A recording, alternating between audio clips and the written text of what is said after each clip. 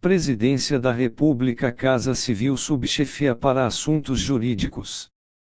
Lei Complementar número 101, de 4 de maio de 2000. Estabelece normas de finanças públicas voltadas para a responsabilidade na gestão fiscal e dá outras providências. O Presidente da República: faço saber que o Congresso Nacional decreta e eu sanciono a seguinte Lei Complementar, Capítulo e Disposições Preliminares art. 1.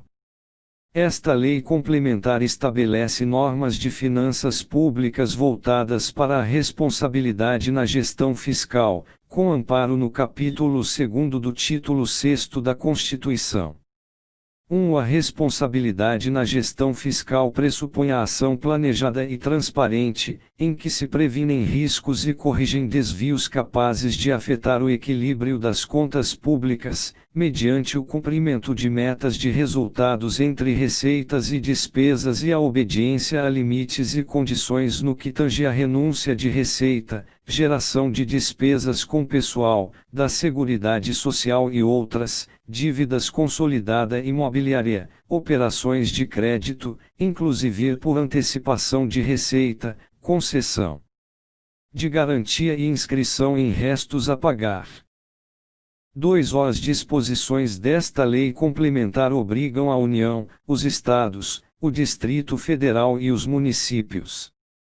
3. Nas referências, à União, aos Estados, ao Distrito Federal e aos municípios, estão compreendidos, o Poder Executivo, o Poder Legislativo, neste abrangidos os Tribunais de Contas, o Poder Judiciário e o Ministério Público, as respectivas administrações diretas, fundos, autarquias, fundações e empresas estatais dependentes. 2. A Estados entende, se considerado o Distrito Federal. 3. A Tribunais de Contas estão incluídos, Tribunal de Contas da União, Tribunal de Contas do Estado e, quando houver, Tribunal de Contas dos Municípios e Tribunal de Contas do Município. Art. 2o. Para os efeitos desta lei complementar, entende-se como, ente da Federação, a União, cada Estado, o Distrito Federal e cada município. 2. Empresa controlada, sociedade cuja maioria do capital social com direito a voto pertença, direta ou indiretamente, a ente da Federação. 3. Empresa estatal dependente, empresa controlada que receba do ente controlador recursos financeiros para pagamento de despesas com pessoal ou de custeio em geral ou de capital, excluídos, no último caso, aqueles provenientes de aumento de participação acionária. 4. Receita corrente líquida, somatório das receitas tributárias, de contribuições, patrimoniais, industriais, agropecuárias, de serviços, transferências correntes e outras receitas também correntes, deduzidos, na União, os valores transferidos aos estados e municípios por determinação constitucional ou legal, e as contribuições mencionadas na alínea A do inciso I e no inciso 2º do art. 195, e no art. 239 da Constituição. Nos estados, as parcelas entregues aos municípios por determinação constitucional. Na União, nos estados e nos municípios, a contribuição dos servidores para o custeio do seu sistema de previdência e assistência social e as receitas provenientes da compensação financeira citada no 9º do art. 201 da Constituição. Serão computados no cálculo da receita corrente líquida os valores pagos e recebidos em decorrência da Lei Complementar N. 87, de 13 de setembro de 1996, e do fundo previsto pelo art. 60 do Ato das Disposições Constitucionais Transitórias. 2. Não serão considerados na receita corrente líquida do Distrito Federal e dos Estados do Amapá e de Roraima os recursos recebidos da União para atendimento das despesas de TIU e trata o inciso V do 1 do art. 19.3 A receita corrente líquida será apurada somando, se as receitas arrecadadas no mês em referência e nos 11 anteriores, excluídas as duplicidades. Capítulo 2 do Planejamento. Seção I. Do Plano Plurianual. Art. 3-O. Vetado. Seção 2. Da Lei de Diretrizes Orçamentárias. Art. 4-O. A Lei de Diretrizes Orçamentárias atenderá ao disposto no 2-O do art. 165 da Constituição e disporá também sobre a. Equilíbrio entre receitas e despesas, b. Critérios e forma de limitação de empenho, a ser efetivada nas hipóteses previstas na alínea B do inciso 2º deste artigo, no art. 9 e no inciso 2º do 1 do art. 31, c. Vetado, d. Vetado, e normas relativas ao controle de custos e à avaliação dos resultados dos programas financiados com recursos dos orçamentos, f. Demais condições e exigências para transferências de recursos a entidades públicas e privadas, segunda, vetado, terceira, vetado. 1. Integrará o projeto de lei de diretrizes orçamentárias anexo de metas fiscais, em que serão estabelecidas metas anuais, em valores correntes e constantes, relativas a receitas, despesas, resultados nominal e primário e montante da dívida pública, para o exercício a que se referirem e para os dois seguintes. 2. O anexo conterá, ainda, avaliação do cumprimento das metas relativas ao ano anterior, segunda, demonstrativo das metas anuais, instruído com memória e metodologia de cálculo que justifiquem os resultados pretendidos, comparando-as com as fixadas nos 3 exercícios anteriores, e evidenciando a consistência delas com as premissas e os objetivos da política econômica nacional. Terceira, evolução do patrimônio líquido, também nos últimos 3 exercícios, destacando a origem e a aplicação dos recursos obtidos com a alienação de ativos. Quarta, avaliação da situação financeira e atuarial, dos regimes geral de previdência social e próprio dos servidores públicos e do Fundo de Amparo ao Trabalhador. B. Dos demais fundos públicos e programas estatais de natureza atuarial. V. Demonstrativo da estimativa e compensação da renúncia de receita e da margem de expansão das despesas obrigatórias de caráter continuado. 3. A Lei de Diretrizes Orçamentárias conterá anexo de riscos fiscais, onde serão avaliados os passivos quentinantes e outros riscos capazes de afetar as contas públicas, informando as providências a serem tomadas, caso se concretizem.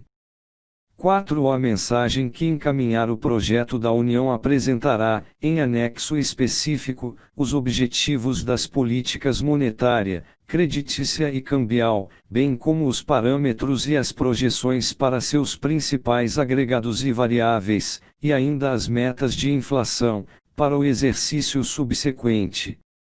Seção 3. Da Lei Orçamentária Anual. Art. 5 ao projeto de lei orçamentária anual, elaborado de forma compatível com o Plano Plurianual, com a Lei de Diretrizes Orçamentárias e com as normas desta lei complementar, e conterá, em anexo, demonstrativo da compatibilidade da programação dos orçamentos com os objetivos e metas constantes do documento de que trata o do art. 4. Segunda, será acompanhado do documento a que se refere o 6O do ART. 165 da Constituição, bem como das medidas de compensação a renúncias de receita e ao aumento de despesas obrigatórias de caráter continuado. Terceira, conterá reserva de contingência, cuja forma de utilização e montante, definido com base na receita corrente e líquida, serão estabelecidos na Lei de Diretrizes Orçamentárias, destinada ao vetado. B. Atendimento de passivos contingentes e outros riscos e eventos fiscais imprevistos. 1. Todas as despesas relativas à dívida pública, mobiliária ou contratual, e as receitas que as atenderão, constarão da Lei Orçamentária Anual. 2. O refinanciamento da dívida pública constará separadamente na Lei Orçamentária e nas de crédito adicional. 3. A atualização monetária do principal da dívida mobiliária refinanciada não poderá superar a variação do índice de preços previsto na Lei de Diretrizes Orçamentárias, ou em legislação específica. 4. É vedado consignar na lei orçamentária crédito com finalidade imprecisa ou com dotação ilimitada. 5. A lei orçamentária não consignará dotação para investimento com duração superior a um exercício financeiro que não esteja previsto no plano plurianual ou em lei que autorize a sua inclusão, conforme disposto no 1 do art. 167 da Constituição. 6. Integrarão as despesas da União, e serão incluídas na lei orçamentária, as do Banco Central do Brasil relativas a pessoal e encargos sociais, custeio administrativo, inclusive os destinados a benefícios e assistência aos servidores, e a investimentos. 7. Vetado, art. 6. Vetado, art. 7. O resultado do Banco Central do Brasil, apurado após a constituição ou reversão de reservas, constitui receita do Tesouro Nacional, e será transferido até o 10º dia útil subsequente à aprovação dos balanços semestrais. 1. O resultado negativo constituirá obrigação do Tesouro para com o Banco Central do Brasil e será consignado em dotação específica no orçamento. 2. O impacto e o custo fiscal das operações realizadas pelo Banco Central do Brasil serão demonstrados trimestralmente, nos termos em que dispuser a Lei de Diretrizes Orçamentárias da União. 3. Os balanços trimestrais do Banco Central do Brasil conterão notas explicativas sobre os custos da remuneração das disponibilidades do Tesouro Nacional e da manutenção das reservas cambiais e a rentabilidade de sua carteira de títulos, destacando os de emissão da União. Seção 4. Da execução orçamentária e do cumprimento das metas. Art. 8. Até 30 dias após a publicação dos orçamentos, nos termos em que dispuser a Lei de Diretrizes Orçamentárias e observado o disposto na alínea C do inciso I do art. 4. O Poder Executivo estabelecerá a programação financeira e o cronograma de execução mensal de desembolso. Parágrafo único. Os recursos legalmente vinculados à finalidade específica serão utilizados exclusivamente para atender ao objeto de sua vinculação, ainda que em exercício diverso daquele em que ocorrer o ingresso. Art. 9.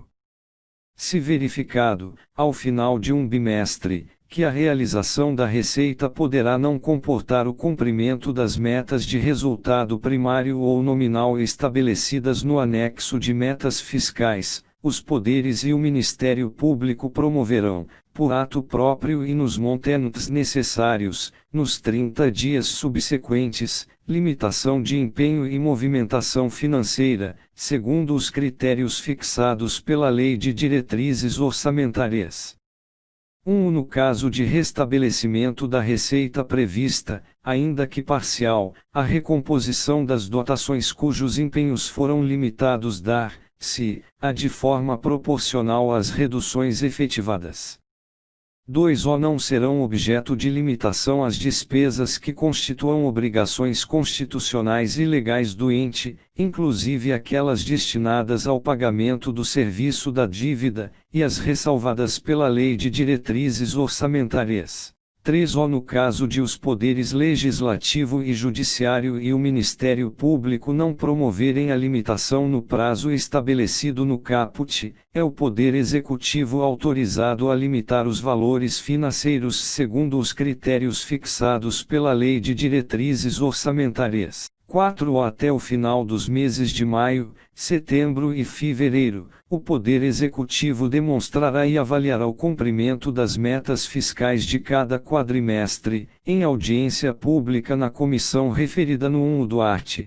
166 da Constituição ou equivalente nas casas legislativas estaduais e municipais. 5. No prazo de 90 dias após o encerramento de cada semestre, o Banco Central do Brasil apresentará, em reunião conjunta das comissões temáticas pertinentes do Congresso Nacional, avaliação do cumprimento dos objetivos e metas das políticas monetária, creditícia e cambial, evidenciando o impacto e o custo fiscal de suas operações e os resultados demonstrados nos balanços. Art. 10. A execução orçamentária e financeira identificará os beneficiários de pagamento de sentenças judiciais, por meio de sistema de contabilidade e administração financeira, para fins de observância da ordem cronológica determinada no art. 100 da Constituição.